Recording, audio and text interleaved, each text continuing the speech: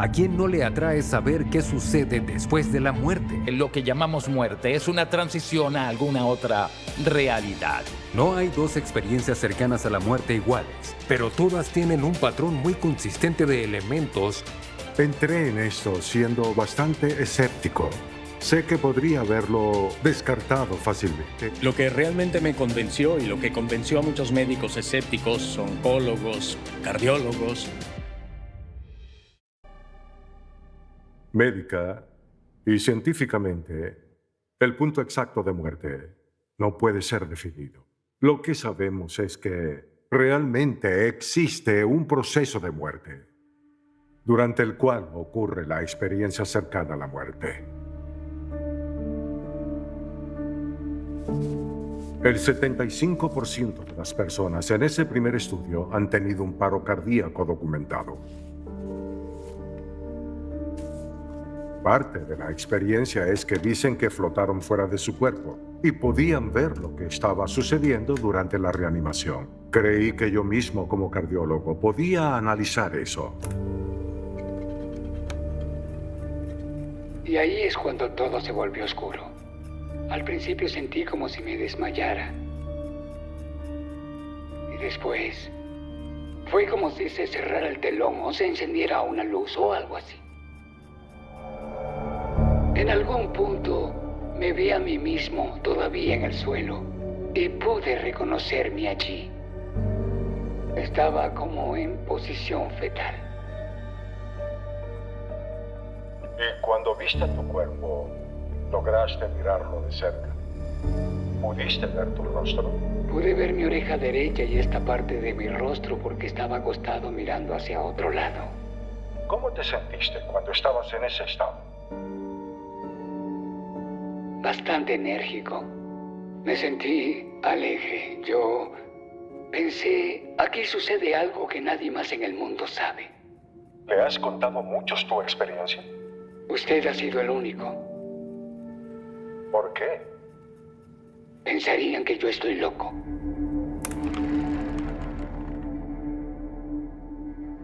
Es lo que conocemos como estar clínicamente muerto. A veces durante unos minutos, a veces 30 minutos, a veces horas.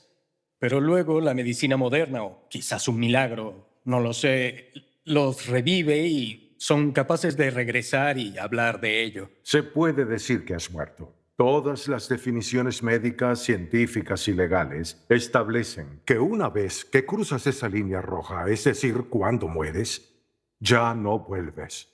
Y me gusta decir que los médicos reviven y no que resucitan a sus pacientes. De hecho, yo era agnóstico. No sabía si creía en la existencia de un Dios. Pensaba, no sé si creo en el cielo o no, pero mi padre moría de cáncer. Y alguien le dio la primera investigación sobre lo que ahora se conoce como experiencias cercanas a la muerte. Lo vi en su mesa de noche, lo tomé y lo leí en una sola noche. Y eso despertó mi curiosidad, así que abrí mis ojos, mi mente, y comencé a explorar a partir de ahí. Me pareció fascinante, de alguna manera, el desarrollo de cómo este fenómeno de las experiencias cercanas a la muerte comenzó a cobrar relevancia en Estados Unidos. El doctor George Ritchie fue realmente el primero en hablar en público sobre este tema.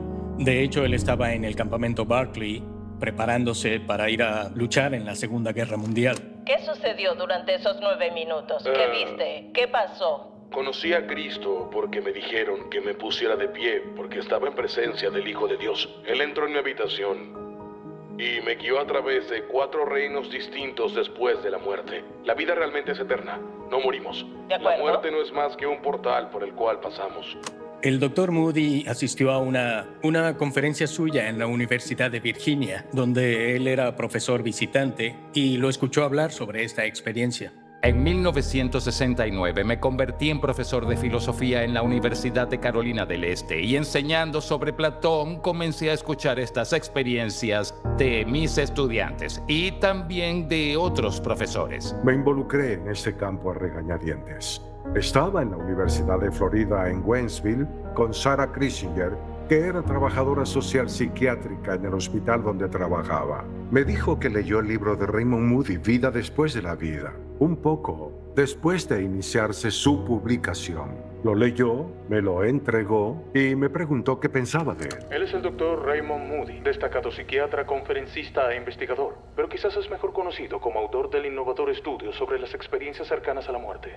El exitoso libro, Vida después de la vida, ha vendido más de 15 millones de copias y ha sido traducido a más de 14 idiomas. Nos dicen primero que nada que parecen abandonar sus cuerpos físicos para elevarse por encima de la escena de la reanimación y observar los eventos que ocurren debajo. Nos dicen que atraviesan un pasaje estrecho o un túnel hacia una luz increíblemente brillante, cálida y amorosa. Tonterías. Nunca antes escuché sobre estas experiencias. Fui al hospital y le pregunté a algunos de los médicos mayores, ¿alguna vez un paciente ha dicho esto? No. Yo era muy escéptico de que estas cosas realmente estuvieran ocurriendo. Y si ocurrían, eran delirios, alucinaciones, desvaríos o algo así. En cardiología nos basamos en estudios científicos. Así que le pregunté a personas que habían sido reanimadas y el tercer paciente dijo que tuvo una experiencia similar a lo que Moody describió en su libro. Entonces, Sara y yo dijimos, bueno, tal vez deberíamos investigar esto más a fondo. Diseñamos un protocolo científico para entrevistar a estas personas. Grabamos las entrevistas en audio. Consideramos datos como antecedentes, demografía, etc. Y eso duró 5 años. Primero que nada, obtenía permiso para grabar y luego decía, bien, adelante. Cuéntame, ¿qué sucedió? 2 o 3 personas me levantaron y me pusieron en una camilla. Era de metal con 4 patas. Cuando me arrojaron por primera vez sobre la mesa, el médico me golpeó. Y me refiero a que realmente me golpeó fuerte. Me introdujeron un tubo de plástico, como los que se usan en una lata de aceite. Me lo introdujeron en la boca. Y entonces noté otra mesa con una especie de recipiente con un montón de cosas. Luego lo supe más tarde que era la máquina con la que me golpeaban. La acercaban sobre mi pecho. La estaban usando conmigo, eso era. Cuando estabas arriba y mirabas hacia abajo, ¿veías detalles de tu cuerpo? Sí, pude ver muchos detalles, como manchas de sangre en la pared. La pared estaba salpicada y luego la limpiaron. Me decían, nunca se lo he contado a nadie, doctor, y creo que soy el único al que le ha sucedido. Y las experiencias cercanas a la muerte en ese momento, hace unos 45 años, no eran muy conocidas. Entonces, ellos sentían que era una especie de experiencia única y desconfiaban de que yo les hiciera preguntas, lo cual para mí le daba cierta credibilidad a lo que me contaban. Muchos de ellos dijeron, por ejemplo, que habían intentado contárselo a su médico o a un ministro y que los habían ignorado. Y en esos primeros años, las personas con las que hablé estaban muy contentas de que finalmente alguien las escuchara. No hay 2 experiencias cercanas a la muerte iguales, pero todas tienen un patrón muy consistente de elementos de lo que ocurre durante la experiencia. Hay una serie de hechos que se repiten en estos procesos. Lo primero que sucede es un encuentro cercano con la muerte. Quedan inconscientes, clínicamente muertos, sin latidos del corazón ni respiración. En ese momento no deberían tener ninguna experiencia, pero la tienen. Lo primero que ocurre es lo que se conoce como experiencia extracorporal. Las personas salen de sus cuerpos y muchas veces quedan observando la reanimación, pero dicen que aún tienen un cuerpo espiritual. Desde esa posición ven los eventos terrenales en curso y describen los frenéticos esfuerzos del personal médico para revivirlos. Salen de ese lugar de su reanimación y llegan a un lugar de exquisita belleza. A menudo ven una especie de luz que interpretan como una figura religiosa. Y esta luz era una luz que es amor y vida. Era palpable y no difícil de mirar, pero surgía de todo y sin embargo hacía que todo fuese más vibrante. Los colores, según relatan, están mucho más allá de nuestro espectro de colores. La música se ha descrito como tan hermosa que dicen que no han escuchado nada igual. Nada de eso es posible en la Tierra. Familiares o amigos fallecidos a menudo vienen a su encuentro. Saben, dicen que aún conservamos nuestros recuerdos, nuestro humor, seguimos siendo los mismos, pero nos encontramos de nuevo en el otro lado. Y algunos de ellos dicen, llegué a un lugar donde sentí que si seguía adelante no podría regresar. Pueden ver pasar parte de su vida o toda su vida ante sus ojos hasta ese momento. Toda la experiencia es muy tranquila, muy pacífica. Algunas personas no desean regresar. Y luego, muchos cuentan que experimentan estar en presencia de un Dios de luz y amor. Esta luz es más brillante que el sol, pero de nuevo, no es solo luz como la que veríamos aquí, en la tierra. Y de este Dios sienten un amor incondicional, paz y aceptación como nunca antes habían experimentado. Al final eligen regresar al cuerpo terrenal o se les envía de vuelta involuntariamente. Este Dios casi siempre les dice, todavía no ha llegado tu hora, aún tienes un propósito en la tierra. A veces les pregunta, ¿quieres quedarte o quieres irte? Muchas veces les dice, tienes que volver, pero ninguno quiere regresar.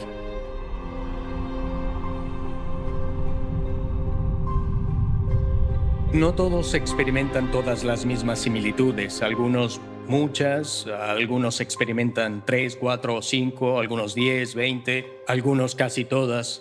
Pero esas similitudes se superponen, además de que hay singularidades en cada experiencia, como que cuando se encuentran con este Dios de luz y amor, cada uno de ellos siente que es el único al que ese Dios ama.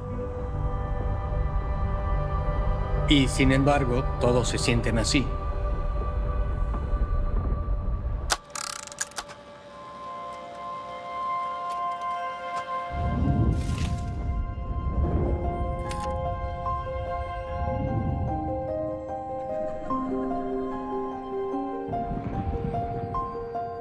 En realidad, estas experiencias cercanas a la muerte no son nuevas.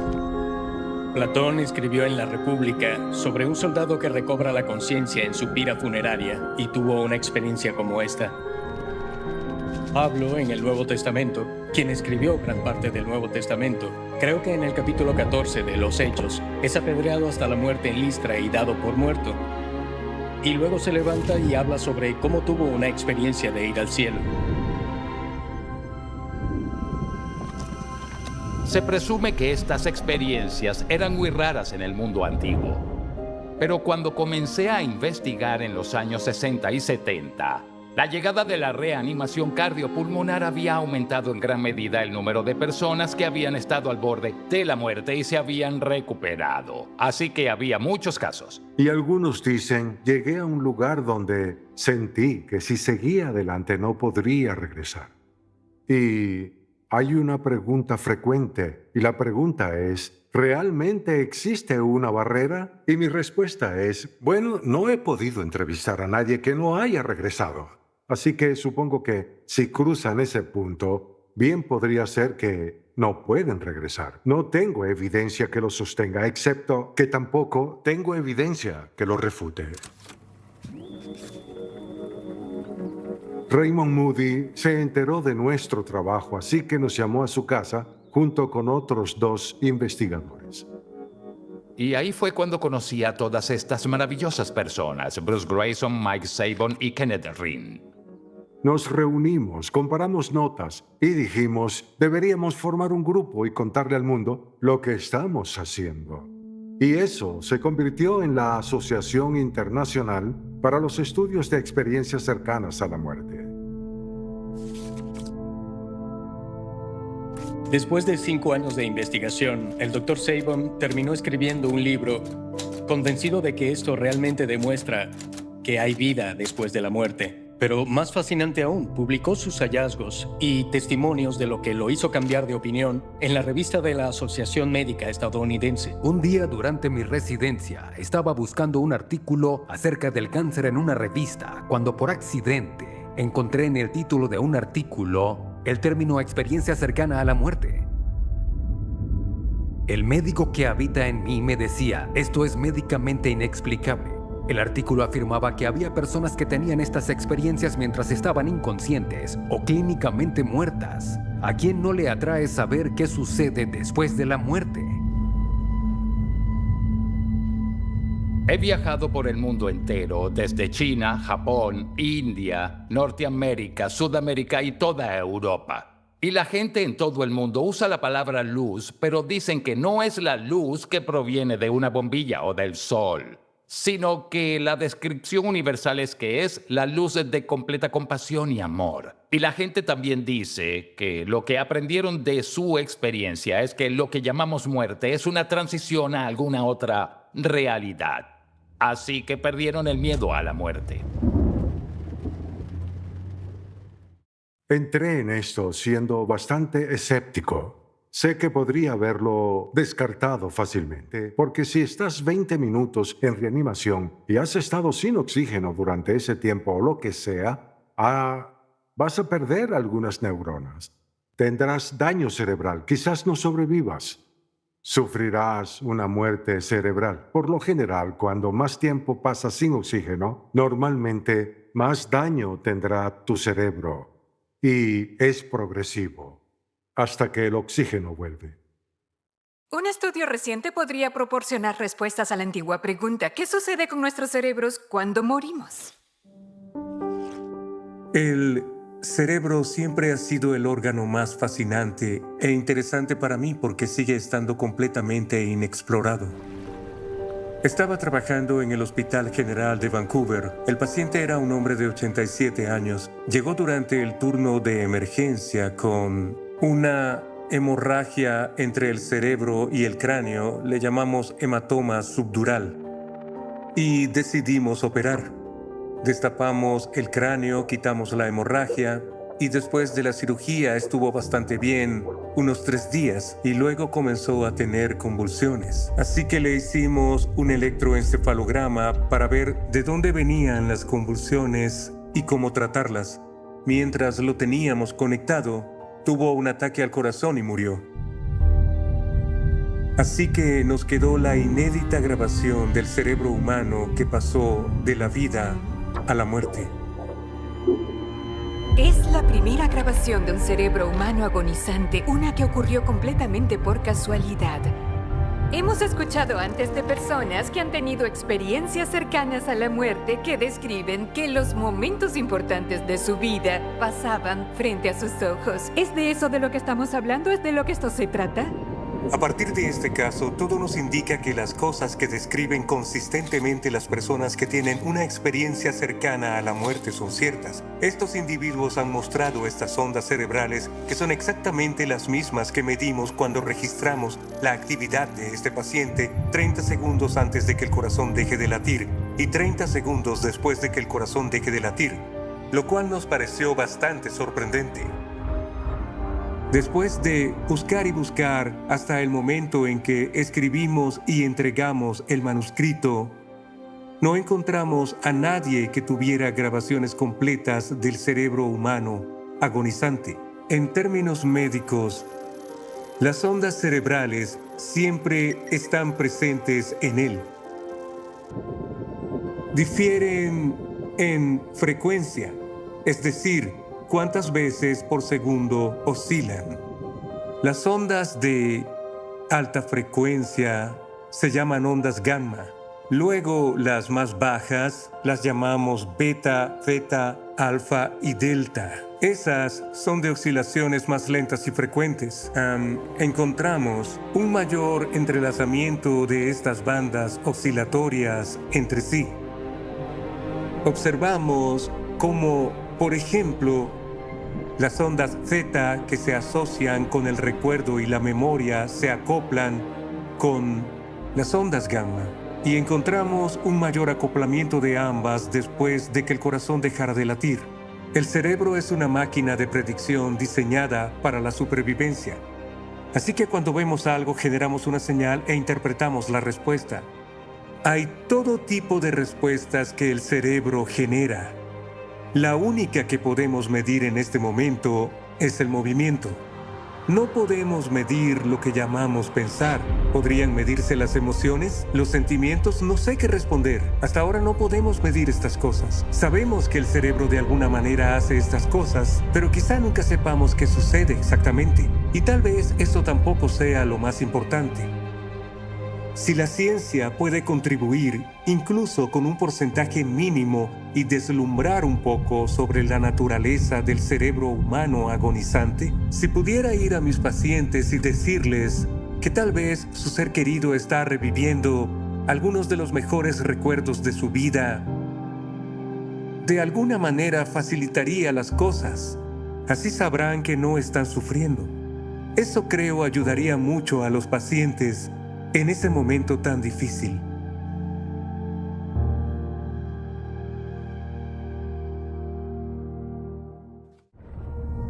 Creo que hay mucha gente que se aprovecha de eso, de la novedad y la gran fascinación de esta experiencia. Todos vamos a morir y queremos saber qué va a pasar una vez que eso suceda. Así que esto nos concierne a todos y es de gran importancia, pero igual puede ser mal utilizado. Algunos de estos casos pasan a través de varias personas antes de ser publicados y reciben mucha atención porque son fantásticos. Pero lo que he intentado hacer es eliminar parte de la subjetividad de todas estas experiencias y así presentar datos que han sido recopilados científicamente. No hay forma de verificar la parte trascendental de la experiencia. La persona siente que va a un entorno sobrenatural en lugar de estar en ese momento en la habitación con ellos. Lo que realmente me convenció y lo que convenció a muchos médicos escépticos, oncólogos, cardiólogos, es que cuando las personas salen inicialmente de su cuerpo, dicen que muchas veces todavía estaban en la habitación donde los estaban reanimando o atendiendo, muchas veces cerca del techo, mirando hacia abajo, observando. Sentían una paz increíble, aunque muchas veces hubiera caos en la habitación donde estaban trabajando en su cuerpo.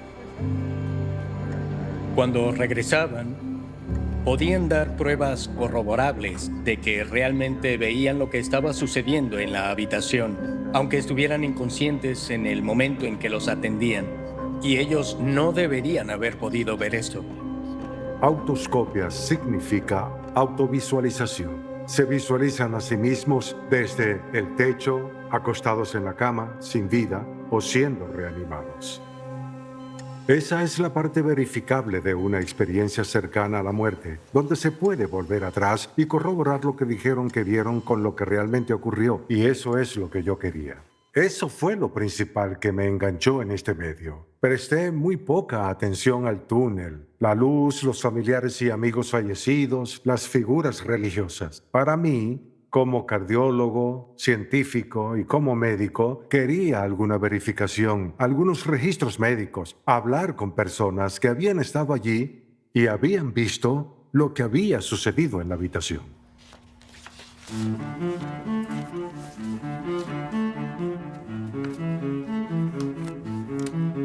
A principios de los años 90, cuando era médico residente en neurocirugía en Phoenix, en el Instituto Neurológico Barrow, era uno de los mejores en el mundo.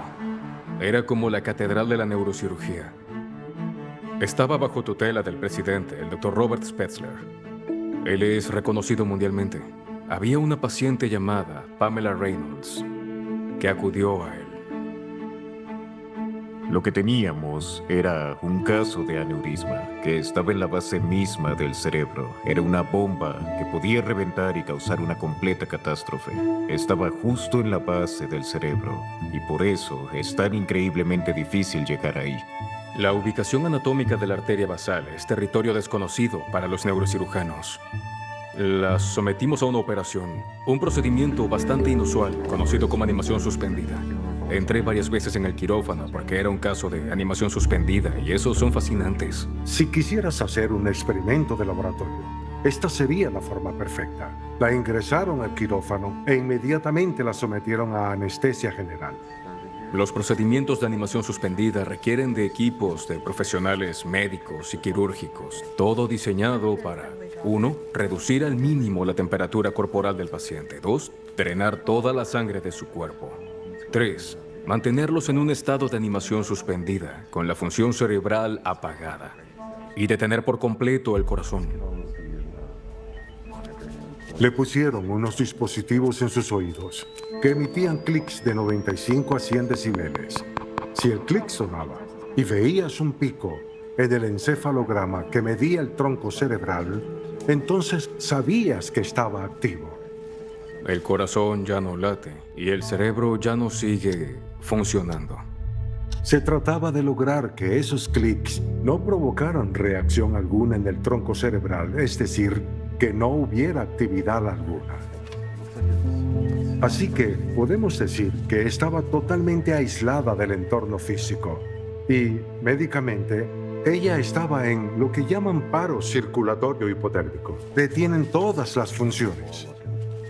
Estaría clínicamente muerta durante toda la operación.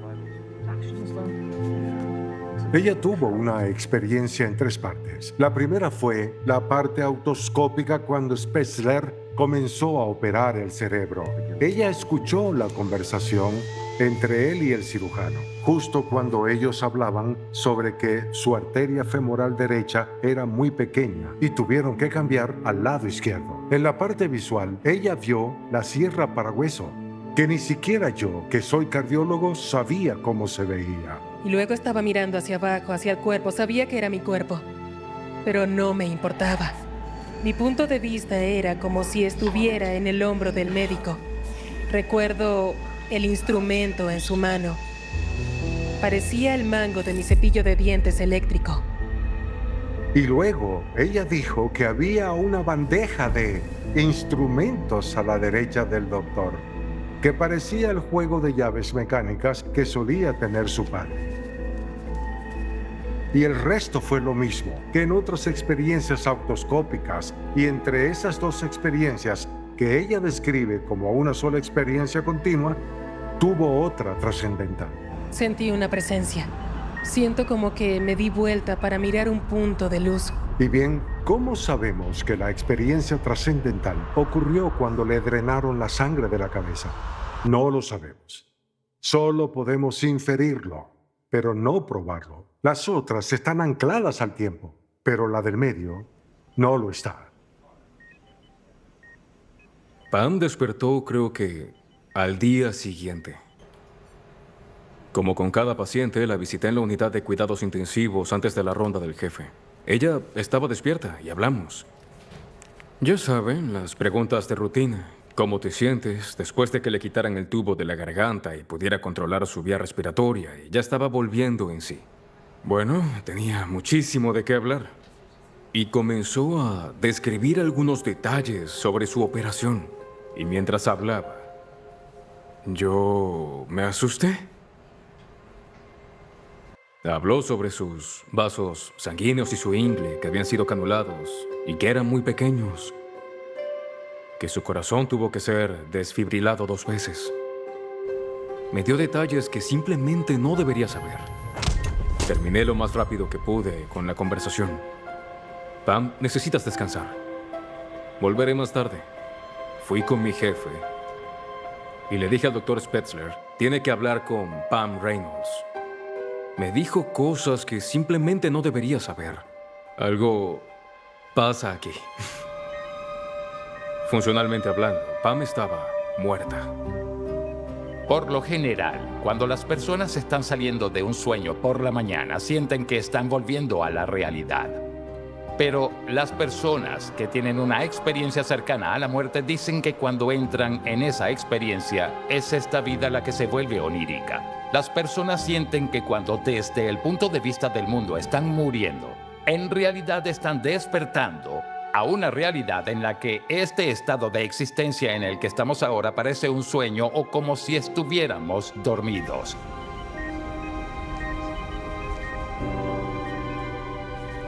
La experiencia cercana a la muerte es donde la ciencia y la religión se tocan. Hay una gran diferencia entre prueba y evidencia. Todo esto es evidencia, pero suficiente evidencia en algún momento la acerca tanto a la prueba que la mayoría de las personas diría que es cierto, real. Debo cuidar lo que digo porque no quiero tener que alienar a las personas. Creo que el escepticismo es bueno, el escepticismo verdadero, pero la terquedad no lo es. En otras palabras, si tienes una posición ideológica con respecto a algo y luchas con uñas y dientes para apoyarlo o al menos defenderlo, y no miras al otro lado, eso no es ser objetivo. Hay mucho sobre la vida después de la muerte de lo que no conocemos. Solo lo sabremos realmente después de morir. Antes de eso, no lo sabremos. Ha habido muchas teorías alternativas, como el síndrome de los pilotos de combate, que cuando sientes la fuerza G, parece que estás pasando por un túnel.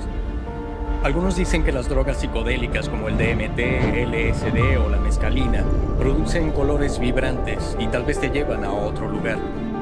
Cualquiera de ellas, ketamina o LSD, son sustancias que generalmente producen efectos alucinógenos. De hecho, muchas personas que consumen estas sustancias ilícitas tienen una experiencia muy diferente a la típica experiencia cercana a la muerte. El problema es que todas esas cosas podrían describir solo un aspecto. Se trata de personas, y estamos hablando de miles y miles de personas en todo el mundo.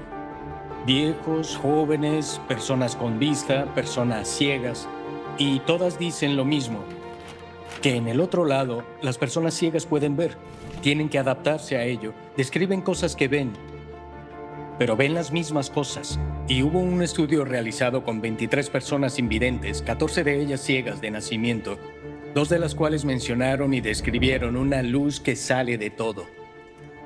Está la experiencia cercana a la muerte de Marta.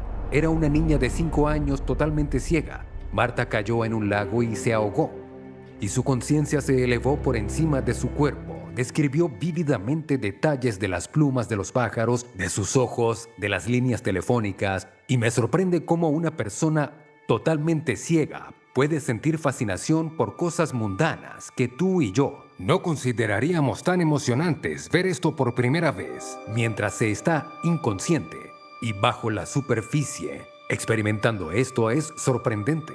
Entonces, ¿cómo se puede tener una experiencia lúcida que ocurre tanto para personas que han consumido drogas alucinógenas posiblemente y otras en el hospital bajo anestesia, pero que dicen las mismas cosas que aquellos que no han tenido anestesia?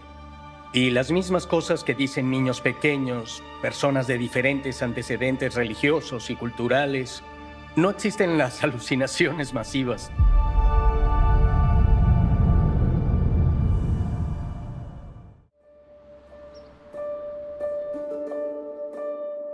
En mis estudios de psiquiatría, me di cuenta rápidamente de que prácticamente todo el mundo está persiguiendo algo. Algunos persiguen la fama, el dinero o el poder. Pero lo que me di cuenta al hablar con personas que habían tenido experiencias cercanas a la muerte es que lo que sea que persiguieran antes, esta experiencia les convenció de que lo que realmente importa en la vida es aprender a amar. Y sin importar el sitio, todos regresan con la misma idea, que Dios es amor y que cómo tratamos y amamos a los demás es lo que más le importa. Hay personas que tienen estas experiencias y regresan con sus vidas con un cambio radical. ¿Qué tenemos más en común como humanidad que la muerte? Y saber que hay esperanza más allá de esta vida, que realmente hay belleza y relación y amor y aventura en el horizonte. Todo nuestro ser, toda nuestra historia y nuestros recuerdos no terminan y no nos convertimos en algo más, sino que continúan. La gente debería mantener la mente abierta sobre lo que está sucediendo y no aceptar todo lo que escuchan de los demás, ni de mí, ni de nadie. Sean escépticos, hagan preguntas, analicen las cosas. Hay cosas que no podemos explicar y creo que debemos documentarnos tanto como podamos. La documentación es importante. Sin eso, es solo una historia interesante y ya está. Hay un límite a lo que podemos hacer. Somos seres humanos y hacemos lo mejor que podemos. Creo que la mayoría lo hace. No tenemos todas las respuestas y no creo que alguna vez las tengamos, al menos en el ámbito científico. ¿Qué es el alma humana? Los humanos tenemos alma. ¿Sigue viviendo después de la muerte? No creo que la ciencia tenga la respuesta a esto. Solo creo que estas experiencias cercanas a la muerte sugieren que eso es posible.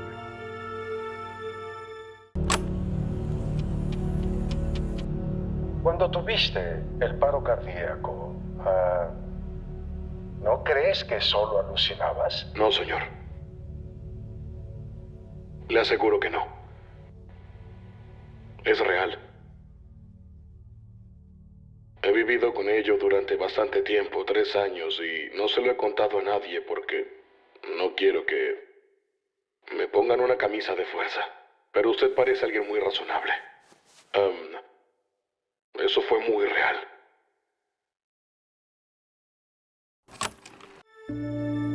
En memoria de Marco e Ile Cordic.